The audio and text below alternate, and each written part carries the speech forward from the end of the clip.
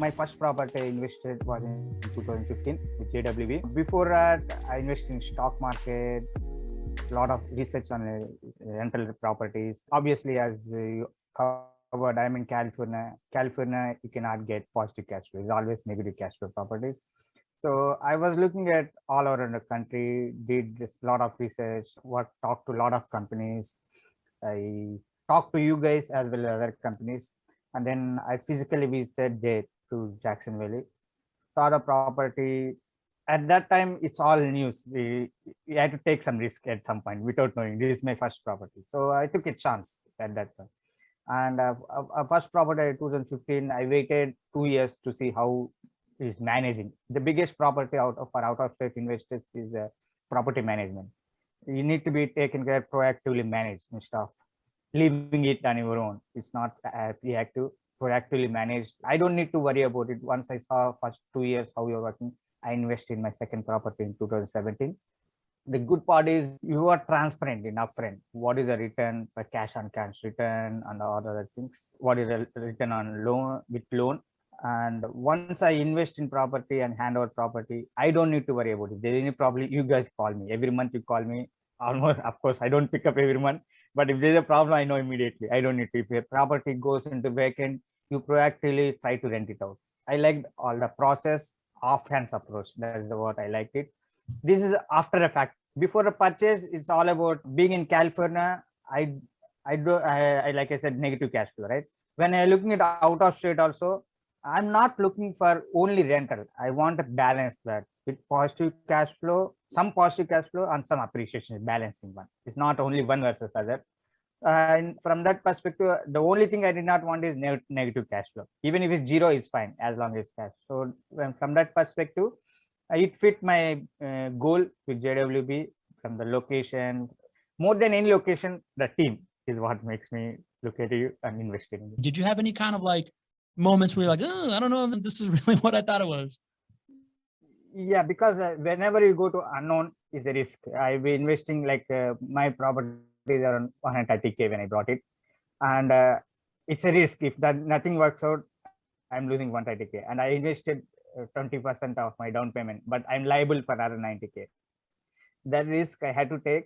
And like any other startup, I had heard horror stories like out of state properties. There's no property management, it's ransacked. And I had my bad side of the story. I lost money also in a lot of real estate outside of state. So I don't want to go into it, but I had a bag. So, but still I took a risk and it turned out to be a good one, not a bad one. Because the big property is when you are investing out of state, you don't have a luxury to visit there when you have problem to solve it. You need to team someone locally to take care of it. The way I would look at it is offhands. I don't want to be actively. I have my regular job, and this is I don't want to replace. I want to add up to my job income, not to replace my income with managing proactively real estate. So that was a risk I had to take. I took it, but so far it's good. For Uday, what we have done is mapped out the reason why he's investing, right? For him, retirement. This is going to replace other active income that he has. We then take that and we understand out of his overall goal and over his overall portfolio, how much of his portfolio needs to come from rental properties, how much if he needs to come from this asset class. And we determined that's about $3,500. The next thing we did is we broke it down into a total number of properties that are needed from his JWB portfolio in order to accomplish that goal. And of course, he's now at 2 properties. On the buying plan side, to the right side is the key performance indicators there. That's a quick snapshot of how this is performing in 2 seconds or less. So you can see here, we've produced over a 10% return for Uday. He's been investing for over 6 years. His lifetime net rental income, this is the money that he's actually seen in his bank account, cash is over $11,000 of positive cash flow there. When you take into account the tax savings and principal pay down, he's up to almost $44,000. And again, we haven't even talked about home price appreciation yet. So very, very big win and something that I know my team is really, really happy for. I'm looking at this number for the first time. I have not paid attention to this high number. I only look at this when I filed for taxes end of the year. But you're not alone. We hear that quite often from our clients. So from 2015 to 2021, in the beginning, Uday put out about $82,000 in down payments on his 2 properties that he purchased. Since then, for that entire portfolio, he's earned over $11,000 in net rental income. So if we can just reference what Udaya was just saying, I'm not hitting the panic button because I have built up so much positive cash flow that I never have to dig into my own pockets to produce, to pay for, anything related to this property. That's that $11,000 that he's talking about there. Total tax savings. This has been a tax savings of about $16,000 of taxes that Udaya hasn't had to pay because he gets to take advantage of property depreciation from Uncle Sam. And then total principal pay down. This is the residents paying the loans down for Udaya, right? $16,000 has been paid down on his mortgages from the resident, which is amazing. All of that is in the client ROI report. The thing that is not is home price appreciation. So I went and I did a little rough calculation. I know that over the last 10 years, on average, home prices have appreciated about 9% per year in Jacksonville here.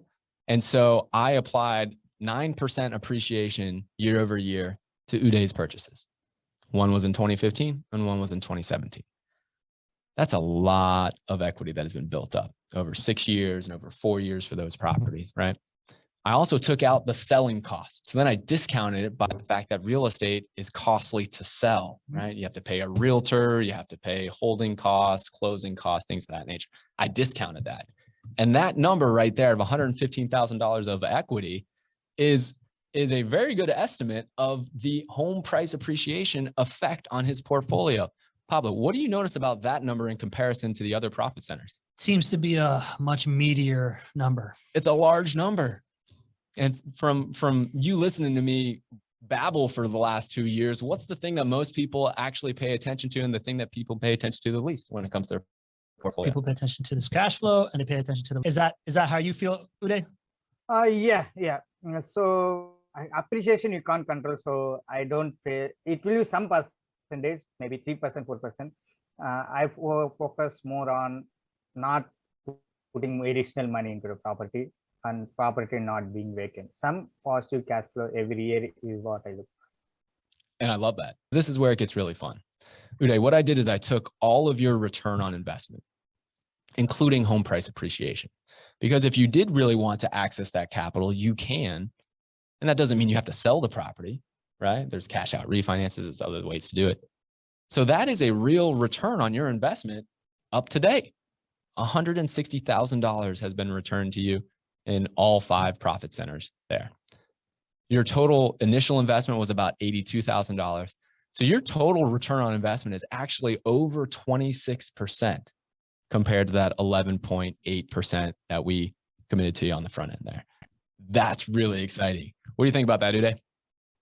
Yeah, it was great. I never did that calculations. It's good to see that calculation in paper. Now I'm thinking if I would have put this money into a stock market index fund, or like if I was betting on different stocks or whatever, would I be, how close to this would I be able to hit, right? Like that initial 10% seems pretty doable in the stock market. This doesn't seem super doable in the stock market. Exactly. Or gold or whatever. Exactly. Not while getting income every single month for sure. Plus getting income every single month. That's why. That's why cool. I love this asset class. And then this is a great representation that you'd like to talk about of just like how much of a piece of the pie the home price appreciation is. If like Udaya ever wants to cash out, this green thing is really what he's going to be super pumped up about. Yeah. And just for everybody out there, when you're thinking about why you're choosing a certain asset class or why you're choosing a certain market to invest in rental properties, right? Look at all of the profit centers that asset class gives you, and then look at what percentage of your returns is coming from each of those buckets, those profit centers. Most people think all of their return on investment in rental properties is going to come from rental income. They're not even aware of the other profit centers. But you can see here that 93% of the return on investment comes from something other than rental income. And it's something that we do need to be aware of. And that's why we'll keep talking about it on the show. That's cool. Udaya, is this giant green Pac-Man over here? Is that real to you? Like, do you, like when you think about your net worth, are you thinking about like, man, one day, my retirement is going to be fed by this thing? Yeah, not probably. The way I look at appreciation is we at some point I need to take appreciation and use that money to as a down payment for other properties, not as a asset, but like Greg was saying, I need to increase the portfolio of properties. Right now, I don't have the money to pay a down payment. Probably I need to tap into that appreciation to get a down payment for more properties. What advice would you give to a friend that is, kind of thinking about growing wealth through rental properties?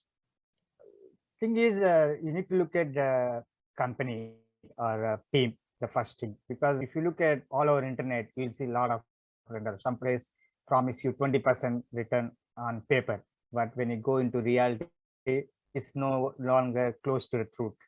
So you need to have a realistic expectations and also by the great team. So I found very few teams whom can trust and I can be offload like a passive kind of thing. I don't need to see what happening with current property. I know JW promptly calls me every month. That's great, in a great way to build keep the relationship, and they proactively manage the property. That's a great part. I saw very few companies like that. I look at the team than the location or the market. That's the way that's like I said, it's not based on just JWE. It's based on my past bad experience with other place investment. So anytime I found a proper company like a JW, probably I'll be ready to invest. I need to find the right company. Well, it means a lot to us that you trusted us early on. I remember working with you in the beginning. I mean, it seems like yesterday, but it's been 6 years now. I know how big of a decision it was for you to put your trust in us. Just want to say thank you. It's been incredible. Again, I just really appreciate you. Yeah, thanks, Greg. Thank you, everyone.